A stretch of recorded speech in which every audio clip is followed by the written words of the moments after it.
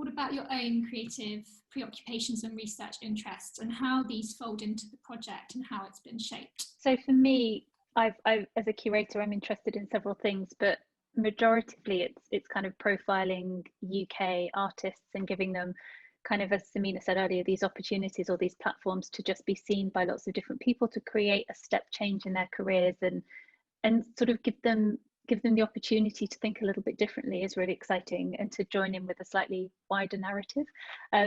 Also, the other thing I like to do is work site responsively and with architecture, so that has been an absolute joy for me. So being able to kind of take the artists to the site, kind of pre-proposal stage, talk to them about how it will sit, thinking about those stories that the architecture can bring, but also how that locality can kind of feed in narratives. It's such a rich area.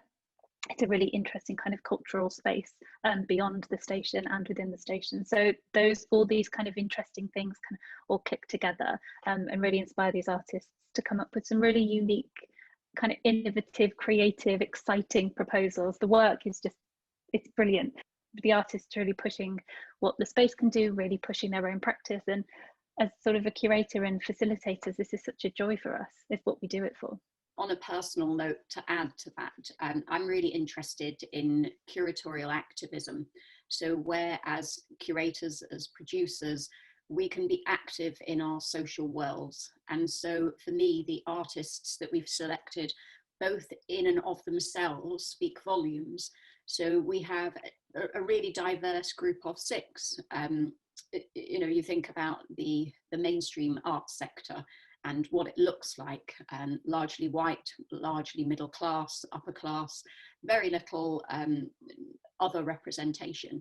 And yet in our group, they are incredibly mixed, and the themes that they're exploring in their practice, some environmental, ecological, some around well-being, mental health, some around, you know, global stories and connecting people.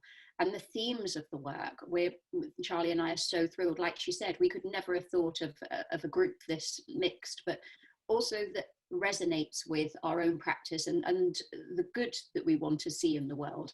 But we would both agree that art can help us with that, culture can help us with that. Being able to offer artists that platform to be seen by so many people, and for those people to have a real relationship with that piece of work, I think it's just such an incredible opportunity. And I was thinking about how people use that space, and about when we were kind of meeting artists there before they were putting in their proposals, there was this real like, we'll meet in this Keyhole Wires space, and it doesn't have, at the moment, it doesn't have that kind of personality. Dare I say, it doesn't have that kind of Waterloo Station clock, meet under the clock moment, whereas this will create that narrative for audiences and for people and for users of that station, which I think is going to be so lovely, that it will become part of people's kind of colloquialisms about the station as well.